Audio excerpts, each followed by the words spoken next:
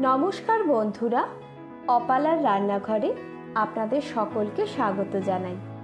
আশা করি আপনারা সবাই ভালো আছেন। আজ আমি আপনাদের জন্য পুরনো দিনের একটি অত্যন্ত সুস্বাদু রেসিপি নিয়ে এসেছি। আমার আজকের রেসিপি হলো কচু বাটা। যখন ছোট ছিলাম তখন আমার ঠাম্মা বানাতেন এটা। তাহলে চলুন দেখে নিই। রেসিপিটি বানানোর জন্য এখানে আমি 2 টুকরো কচু নিয়ে নিয়েছি, একটু পুরু করে খোসাটা ছাড়িয়ে। সঙ্গে নিয়েছি অর্ধেক মালা নারকেল, 4-5টা কাঁচা লঙ্কা, 1 টেবিল চামচ কালো সর্ষে আর স্বাদ মতো নুন আর চিনি। প্রথমেই আমি একটা গ্রেটারের সাহায্যে কচুটাকে ভালোভাবে গ্রেট করে নিচ্ছি। সম্পূর্ণ কচুটা গ্রেট করা হয়ে যাওয়ার পর সেটাকে একটা নরম সুতির কাপড়ের মধ্যে আমি নিয়ে নিয়েছি।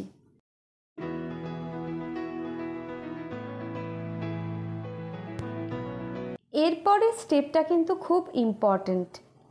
এইভাবে চেপে চেপে কচুর মধ্যে সমস্ত রসগুলো বার করে দিতে হবে। খুব ভালোভাবে এই কাজটা করতে হবে, তা না হলে অনেক সময় কিন্তু কচুর রসটা থাকার কারণে গলা ধরতে পারে। আমি চিপে চিপে সম্পূর্ণ রসটা বার করে নিয়েছি। দেখুন কচুটা কীরকম শুকনো হয়ে গিয়েছে। এবার একটা ব্লেন্ডিং জার নিয়ে নিয়েছি।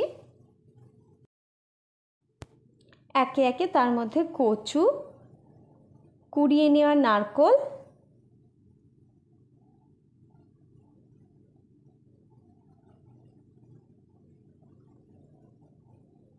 তিনটে কাঁচা লঙ্কা,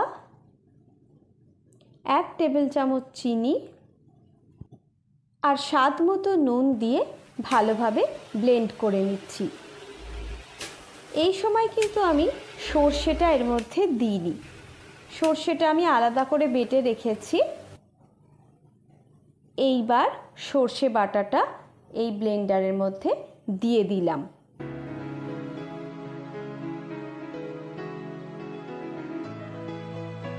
এবার সর্ষের সঙ্গে একসঙ্গে এই কচু, নারকেল সব কিছুর মিশ্রণটাকে আমি আরও একবার ভালোভাবে ব্লেন্ড করে নিচ্ছি।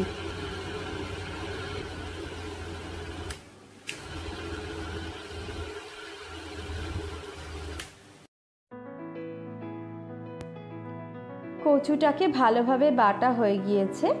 এবার ব্লেন্ডিং জার থেকে আমি কচুটা ঢেলে নিচ্ছি। এই প্রসঙ্গে বলে রাখি, আমার রেসিপি যদি আপনাদের ভালো লাগে তাহলে আমার ভিডিওটিতে একটি লাইক দিয়ে চ্যানেলটিকে সাবস্ক্রাইব করার অনুরোধ রইল। এবার এই বেটে নেওয়া কচুর মধ্যে আমি একটু কাঁচা সর্ষের তেল দিয়ে কচুটাকে আরও একবার ভালোভাবে মেখে নিচ্ছি।